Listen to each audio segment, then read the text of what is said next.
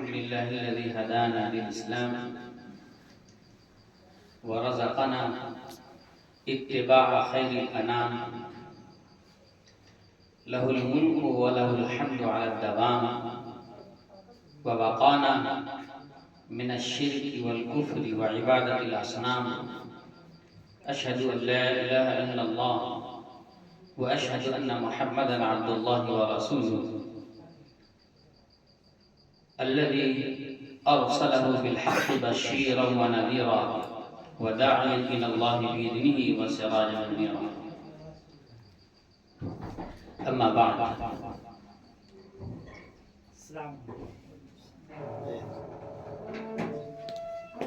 آج کے اس انعامی مسابقے میں تشریف فرما جامعہ رحمانی خانقاہ منگیر کے ناظم تعلیمات حضرت مولانا جمیل احمد صاحب مظاہری دامت برکاتہم العالیہ، جناب حضرت مولانا تنویر حسین صاحب ندوی دامت برکاتہم،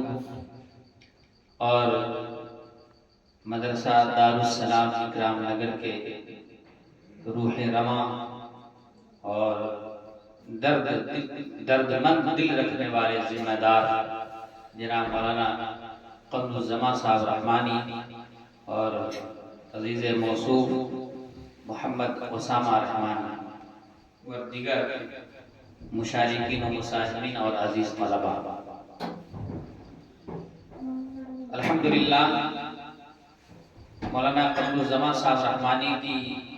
محبت نے مجھے یہاں کھینچ لایا اور آپ کے اس پروگرام میں میری شرکت ہوئی۔ اول سے آخر تک میں نے طلباء کی تقریروں کو سنا اور جو علمی مظاہرے انہوں نے کیے میں نے بغور سماعت کیا۔ سب سے پہلے یہ طلباء ہمارے اس بات کے مستحق ہیں کہ میں انہیں مبارکباد پیش کروں۔ ایسے موقع پر عام طور سے ہوتا یہ ہے کہ لوگ مبالغہ آرائی سے کام لیتے ہیں، لیکن میں سچ کہتا ہوں کہ مولانا تنویر حسین ندوی نے جو بات کہی وہ بہت حد تک صحیح ہے کہ ہمارے یہ طلباء انشاءاللہ ثم انشاءاللہ مستقبل میں بڑے بڑے اسٹیج پر اپنی موجودگی درج کروائیں گے اور اپنے ماں باپ کے ساتھ اپنے ادارے کا اور ادارے کے ذمہ دار کا بھی نام روشن کریں گے اور اپنی زندگی کے ہر میدان میں انشاءاللہ کامیاب ہوں گے۔ حضرات سامعین، وقت بہت مختصر ہے اور بڑے علماء تشریف فرما ہیں جن کی گفتگو کو سننے کا میں خود خواہش مند رہتا ہوں۔ اس لیے میں چاہوں گا کہ کچھ باتیں میں اختصار کے ساتھ آپ کی خدمت میں عرض کروں۔ عنوان مختلف ہے، میں دو چار منٹ میں لوں گا تاکہ جو بنیادی باتیں ہیں وہ سامنے آئیں۔ سب سے پہلی بات تو یہ ہے کہ آج ہم جس مدرسے میں بیٹھے ہیں، جہاں ہماری حاضری ہوئی ہے، یہ مدرسہ دارالسلام اکرام نگر، میں سمجھتا ہوں کہ اس کے قیام کو تقریباً 6-7 سال کا عرصہ گزرا ہے، لیکن اس مدرسے نے اپنے ذمہ دار کی توجہ کی بنیاد پر، ان کی محنت، لگن اور تڑپ کی بنیاد پر جو ترقی حاصل کی ہے اور جو نمایاں کارکردگی علمی میدان میں پیش کیا ہے وہ دیکھنے کو بہت کم ملتا ہے۔ مولانا قمر الزمان صاحب رحمانی جو امت کے خادم کی حیثیت سے یہاں پر کام انجام دے رہے ہیں، وہ پوری امت کی طرف سے مبارکباد کے مستحق ہیں اور خاص طور سے منگیر کا جو یہ علاقہ ہے، اکرام نگر کا علاقہ، یہ علاقے کے لوگوں کے لیے نہایت ہی مفید اور نافع ہے، اس لیے کہ اللہ تبارک و تعالیٰ نے ان کے ذریعے سے جو یہاں مدرسے کا نظام چلایا ہے، اس کی بڑی ضرورت محسوس کی جا رہی تھی، جس ضرورت کو اللہ تبارک و تعالیٰ نے ان کے ذریعے سے پوری فرمایا ہے۔ میں دعا گو ہوں کہ اللہ تبارک و تعالیٰ ان کی ذات کو مزید بابرکت بنائے اور ان کے فیض کو خوب عام اور تام فرمائے، اور اس سے بھی زیادہ مؤکد طور پر میں اس بات کی دعا کرتا ہوں کہ مدرسے کے گرد و نواح میں، مدرسے کے آزو بازو میں، اس کے قرب و جوار میں جو مسلمانان آباد ہیں، جو ایمان والے رہتے ہیں، ان سبوں کی ذمہ داری ہونی چاہیے کہ اس مدرسے کی طرف توجہ دیں، اس کو ترقی دیں، اس کے نظام کو، اس کے سسٹم کو آگے بڑھائیں، طلبہ کی تعلیم اور ان کی تربیت کا بہتر سے بہتر انتظام کرنے میں مولانا قمر الزمان صاحب رحمانی کا ہاتھ بٹائیں، ان کا تعاون کریں۔ انشاءاللہ آپ کا یہ تعاون اور آپ کی یہ توجہ رائگاں نہیں جائیں گی، اللہ کی عدالت میں ہر چیز سامنے لا دی جائیں گی اور ہر چیز کا وہاں حساب و کتاب ہوگا اور سب کا اجر و ثواب ملے گا۔ بزرگوں، بظاہر یہ مدرسہ بہت معمولی لگ رہا ہے، چھوٹے سے رقبے میں کام کر رہا ہے اور طلبہ کی ایک تعداد یہاں موجود ہے، اور خود مدرسے کے ذمہ داروں کو اور اس اطراف کے مسلمانوں کو یہ لگتا ہوگا کہ بس ایک مدرسہ ہے اور ایک مکتب ہے جو چل رہا ہے۔ ایسا نہیں ہے، یہ مدرسہ بڑی اہمیت کا حامل ہے، اور اس مدرسے کی اہمیت اس وجہ سے ہے کہ پورے بر صغیر کے اندر، بلکہ اور وسعت دیجئے تو پوری دنیا کے اندر جتنے بھی مدارس علم دین کی خدمات میں لگے ہوئے ہیں اور شب و روز کام کر رہے ہیں، اس مدرسے کی نسبت صفحہ نبوی سے ہے۔ حضور اکرم صلی اللہ علیہ وسلم نے جو چبوترا قائم کیا تھا، جس پر انہوں نے اپنے صحابہ کی تعلیم کا اور تربیت کا انتظام فرمایا تھا، دنیا کے تمام مدرسوں کا سرا، دنیا کے تمام مدرسوں کا شجرہ اسی صفحہ نبوی سے جا کر جڑتا ہے۔ ظاہر ہے کہ صفحہ نبوی کی عظمت کا اور اس کے مقام کا کیا کہنا، جہاں سورہ اقرا کی ابتدائی آیتوں کے ذریعے ایک ایسا تعلیمی، تربیتی اور فکری انقلاب برپا ہوا، جس انقلاب کے نتیجے میں وہ لوگ جو بدو تھے، جو صحرائی تھے، جو دیہاتوں کے رہنے والے تھے، جنہیں اونٹوں اور بکریوں کے چرانے تک کا سلیقہ نہیں تھا، ان لوگوں کی زندگی میں ایسا انقلاب برپا ہوا، ایسی تبدیلی آئی کہ انہوں نے رومن امپائر اور پرشین امپائر کے چراغ کو گل کر کے ایک ایسا چراغ روشن کیا جس سے دنیا کو اور دنیا کی قوموں کو تہذیب ملی، تمدن ملا، علم ملا، اخلاق ملا، انصاف ملا، عدل ملا، اور اسلام کا ایک ایسا گھنیرا سایہ ملا جس کے نتیجے میں انہیں اپنے بادشاہوں کے ظلم و جور سے زیادتی سے آزادی ملی، انہیں اپنے ادیان و مذاہب کے ظلم سے آزادی ملی، انہیں طرح طرح کی باطل باتوں سے اور خرافات سے ان کے ذہن و دماغ آزاد ہو گئے، انہیں علم ملا، تحقیقات ملی، سائنس ملی، اور اسی مدرسے سے اقوام عالم کو وہ ابو بکر ملے جنہوں نے نہ صرف یہ کہ ارتداد کا مقابلہ کیا بلکہ رومن امپائر کے گھٹنے ٹکوا دیے، انہیں وہ عمر ملے اسی مدرسے سے جس نے حق و باطل میں فرق کرنا سکھلایا اور پرشین امپائر کی فوجوں کے چھکے چھوڑا دیے، اسی مدرسے سے وہ عثمان ملے جنہوں نے نہ صرف یہ کہ سخاوت کا ثبوت دیا بلکہ دنیا کے اطراف و اکناف میں اسلام کے علم برداروں کو روانہ فرما کر دنیا کے بہت سے ملکوں میں اسلامی پھریرے لہرا دیے۔ اسی مدرسے سے وہ علی ملے جس نے حق و باطل کو کھول کھول کر پوری وضاحت کے ساتھ امت کے سامنے پیش کر دیا۔ یہ ہے مدرسہ۔ اور پھر اگر بعد کے دور میں دیکھیں تو جس کو ہم مدارس کی نشأت ثانیہ کہہ سکتے ہیں، تمام ہندوستانی، پاکستانی، بنگلہ دیشی اور بر صغیر کے تمام مدارس کا سرا پہنچتا ہے دارالعلوم دیوبند میں۔ دارالعلوم دیوبند جو ام المدارس ہے، اس مدارس کی بنیاد الہامی طور پر نبی اکرم صلی اللہ علیہ وسلم نے رکھی ہے۔ ظاہر ہے کہ یہ مدرسہ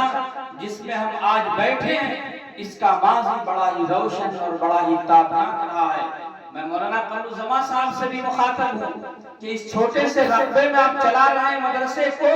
تو آپ خود کو بھی بے حیثیت اور کم قیمت مت سمجھیے۔ صفحہ نبوی کا رقبہ اس سے بہت چھوٹا تھا، لیکن اس صفحہ نبوی سے ایسا انقلاب برپا ہوا کہ تاریخ اسلام میں بلکہ انسانی تاریخ میں ایسا کوئی انقلاب نظر نہیں آتا۔ یہ مدرسہ ہے۔ اسی مدرسے سے آپ کو معلوم ہونا چاہیے کہ ربیعی ابن عامر یہ اللہ کے رسول صلی اللہ علیہ وسلم کے صحابی، ایسا بے باک قائد ربیعی ابن عامر کے نام سے آتا ہوا جس نے مشہور زمانہ پہلوان رستم کے دربار میں پہنچ کر بے باکانہ اپنا تعارف کرایا اور احقاق حق کا فریضہ انجام دیا۔ یہی وہ مدرسہ ہے جہاں سے خالد بن الولید پیدا ہوئے جنہوں نے موتا میں رومن امپائر کی فوجوں کے چھکے چھوڑا دیے۔ یہی وہ مدرسہ ہے جس سے عمرو بن عاص پیدا ہوئے جنہوں نے مصر سے افریقہ کی پوری شمالی پٹی کا دروازہ کھول دیا۔ یہی وہ مدرسہ ہے جس سے سعد بن ابی وقاص پیدا ہوئے جس نے دجلہ و فرات کے گھوڑے بنا دیے اور ایران کی سرحد میں داخل کر کے اسلامی جھنڈا کو لہرا دیا۔ یہی وہ مدرسہ ہے جس سے قانون بنانے والے، بڑے بڑے لیڈر، بڑے بڑے قائد، مسائل کا استنباط کرنے والے، اجتہاد کرنے والے، جج، چیف جسٹس، قانون دا اور اصحاب افتاء و قضا، بڑے بڑے منتظمین، مصنفین اور اعلیٰ اخلاق کے انتظام کار پیدا ہوئے اور پوری دنیا میں پھیلتے چلے گئے۔ گھر میں بیٹھ کر کے نہیں رہے اور پوری دنیا کی کوئی طاقت اور کوئی حکومت اور کوئی سلطنت نہیں تھی جو ان کے راستے میں آڑے آتی، اس لیے کہ وہ تربیت یافتہ صحابہ اس نبی کے پیروکار تھے، اس نبی کے ماننے والے تھے، اس نبی کی تربیت یافتہ تھے جس نبی کو اللہ تبارک و تعالیٰ نے دین برحق عطا فرما کر مبعوث ہی اس لیے فرمایا تھا کہ انہیں دنیا کے تمام اقوام پر، دنیا کے تمام مذاہب پر، دنیا کے تمام ادیان پر غالب ہونا تھا۔ اللہ فرماتا ہے هو الذی ارسل رسولہ بالہدی ودین الحق لیظہرہ علی الدین کلہ ولو کرہ المشرکون، کہ اللہ تبارک و تعالیٰ نے اپنے نبی کو دین برحق عطا فرما کر مبعوث ہی اس لیے فرمایا تھا کہ انہیں غالب ہونا تھا۔ اس لیے میں آج کے اس اسٹیج سے اور مدرسہ دارالسلام کے ذمہ داروں کو اور ان کے حوالے سے پورے مدارس اسلامیہ کے ذمہ داروں کو، سرپرستوں کو، ناظموں کو، محتمموں کو یہ کہتا ہوں، اپنے بڑوں سے یہ درخواست کرتا ہوں کہ آپ اپنے مدرسے کو پہچانیے، اس کے کردار کو جانیے، اس نے جو کارنامہ انجام دیا ہے اس کی تاریخ کو پڑھیے، اس سے واقفیت حاصل کیجیے اور اپنے مدرسے کو اور اپنے مدرسے کے سسٹم کو، اپنے مدرسے کے نظام کو، اپنے مدرسے کے نصاب کو، اپنے مدرسے کے سلیبس کو وہ زندگی عطا کر دیجئے جس سے کہ مدارس پھر وہی کردار ادا کرنے لگے جو ماضی میں اس نے ادا کیا ہے۔ حضور اکرم صلی اللہ علیہ وسلم کے مدرسے سے آپ کے مدرسے کا مضبوط رشتہ ہے، اس اس لیے مدرسے کو معمولی مت سمجھیے. آپ کے مدرسے کے فارغین میں اولین فارغین میں ابو بکر ہیں، عمر ہیں، عثمان ہیں، علی ہیں. آپ کے مدرسے کے شاگردوں میں سعد بن ابی وقاص ہیں، عمرو بن عاص ہیں، عبیدہ ابن جراح ہیں، خالد بن الولید ہیں. آپ کے مدرسے کے طالب علم معاذ بن جبل ہیں، ابو موسیٰ اشعری ہیں، ابو ہریرہ ہیں. یہی وہ مدرسہ ہے جس نے حضور اکرم صلی اللہ علیہ وسلم کے کلمات کی حفاظت کے لیے کبھی امام مالک کو چنا، کبھی امام بخاری کو منتخب کیا، کبھی امام مسلم کو منتخب کیا، کبھی ترمذی و نسائی اور کن کن محدثین کو منتخب کیا. یہی وہ مدرسہ ہے جس نے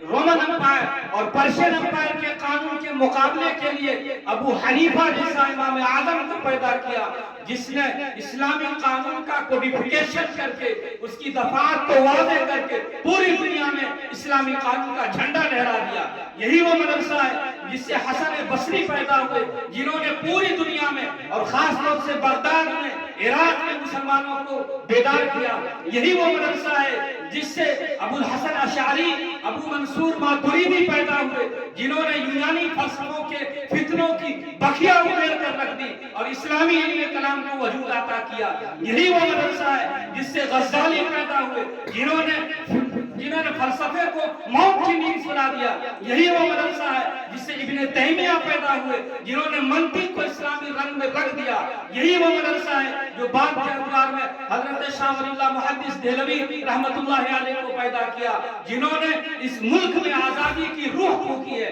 یہی وہ مدرسہ ہے جس نے شاہ عبد العزیز محدث دہلوی کو پیدا کیا. یہی وہ مدرسہ ہے جس سے شاہ اسماعیل شہید پیدا ہوئے، سید احمد شہید پیدا ہوئے. یہی وہ مدرسہ ہے جس سے حضرت مولانا محمد قاسم نانوتوی پیدا ہوئے. یہی وہ مدرسہ ہے جس سے بانی ندوہ حضرت مولانا سید محمد علی منگیری پیدا ہوئے. یہی وہ مدرسہ ہے جس کی کوکھ سے جمعیت علماء ہند پیدا ہوئی، رسول اللہ بورڈ پیدا ہوا، امارت شریعہ پیدا ہوئی، تبلیغی جماعت پیدا ہوئی. یہی وہ مدرسہ ہے. اس لیے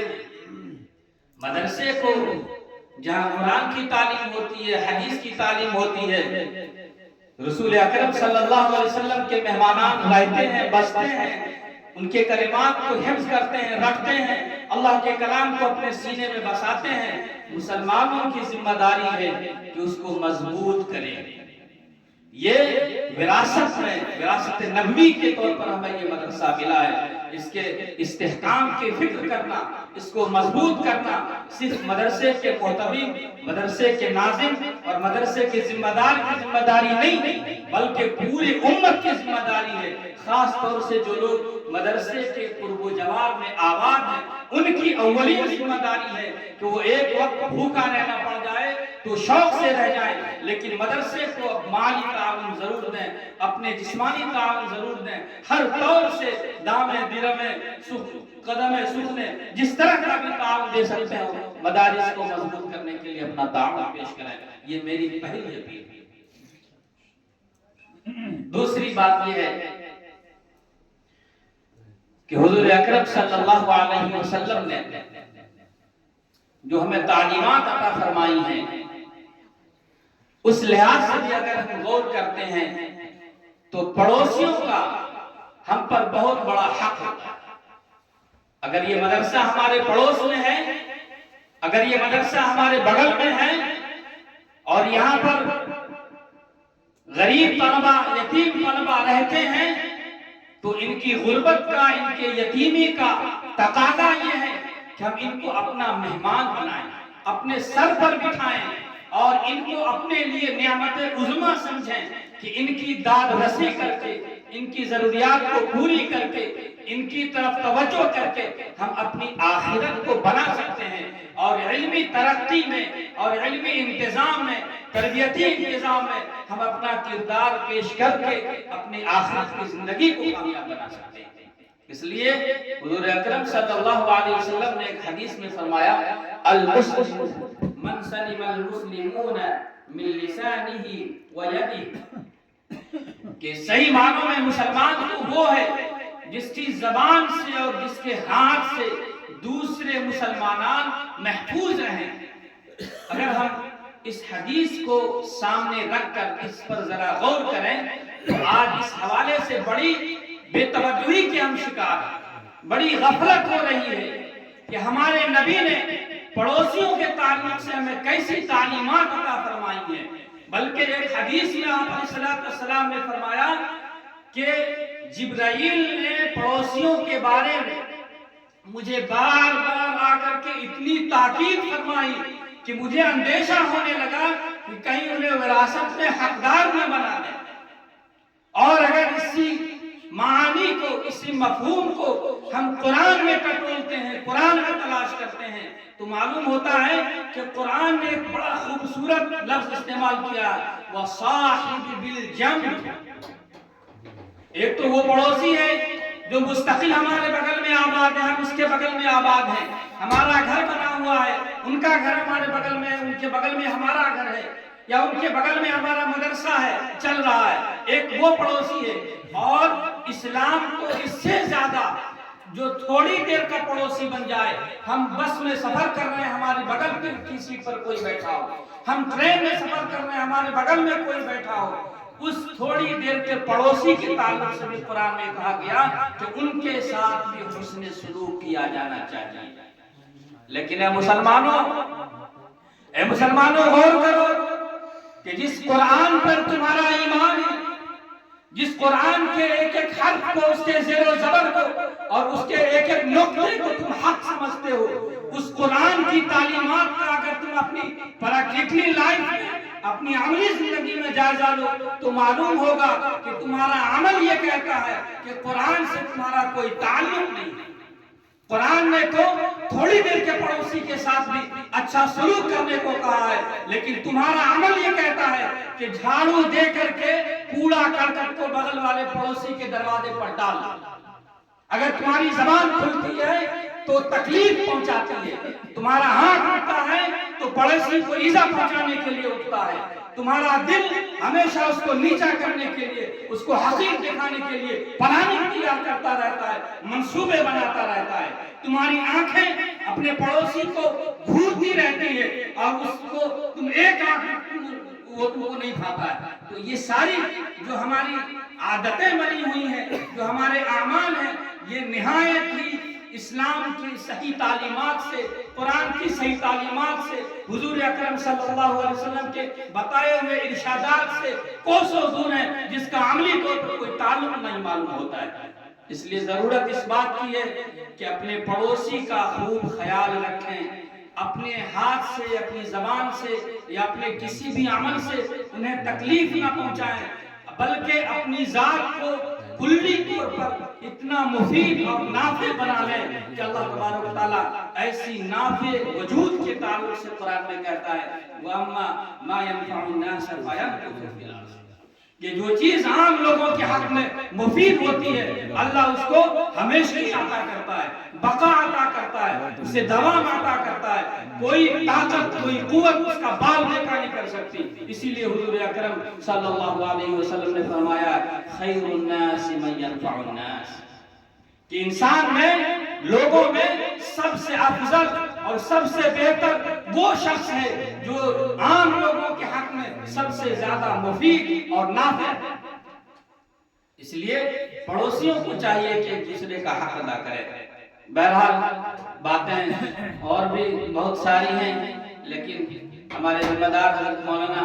جمیل احمد صاحب مظاہری دامت برکاتہ العالیہ یہاں تشریف فرما ہے، میں بھی خواہاں ہوں کہ ان کی نصیحتوں کو سنوں، ان کے بابرکت کلمات سے استفادہ کروں، اس لیے میں بیچ ہی میں اپنی اس گفتگو کو ختم کرتا ہوں۔ وآخر دعوانا الحمدللہ رب العالمین۔